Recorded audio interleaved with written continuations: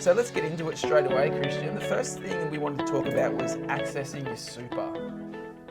So the retirement age, we've seen a shift in recent stage. Can we see that changing again soon?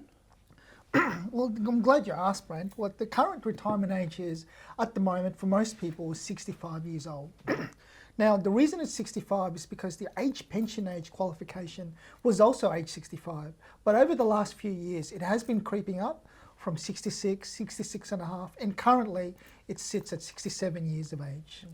Why are we seeing it increase? Well, a few reasons. Firstly, people are just living longer, which means that from a retirement point of view, that means that the federal government has to budget for funding the age pension for people that are living longer. Hence, they start them off a bit later. And the other thing too is the actual fact that most people who retire longer means that they don't have enough to retire on when they want to retire, so they have to work a bit longer. Okay, makes sense.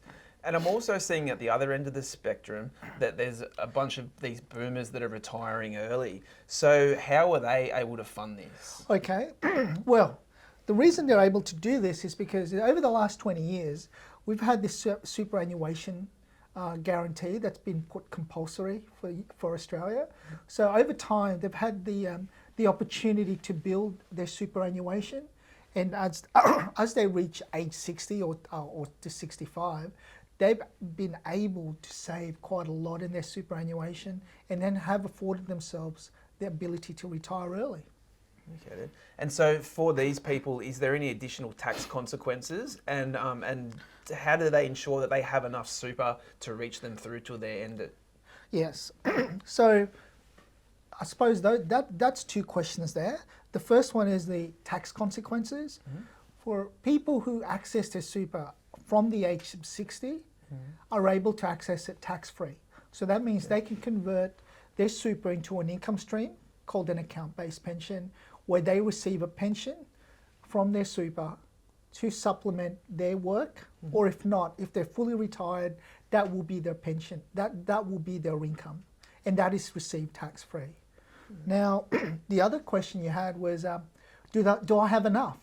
Well, that really depends on the kind of lifestyle that the person is willing to live when they retire. If they have, if they want to live on $100,000 a year and they've only got $300,000 in super, then their superannuation won't last very long. But then, if they want to live on half that, then it will potentially last a little bit longer. So it's about tailoring, how much you want to live on with respect to how much assets or super you have. Because it's not just super that we're talking about here. You might have assets outside of super as well that can supplement your income. Okay.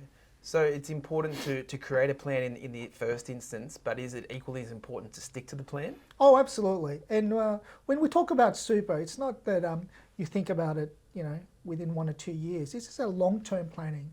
Because when we talk about retirement, it's about entering the next phase of your life. So you probably worked, or most people will probably work for 30 or 40 years after leaving school.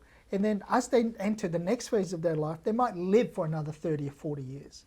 So it's really about making sure that if you're going to stop working, you have enough asset base there to provide you with an income stream for that long. Okay, then. And is there any other circumstances which could result in early retirement? Well, of course, but I don't think you want that, because the other two is you're diagnosed with terminal illness or you're total and permanently disabled. So those are the other two things where you can access early retirement.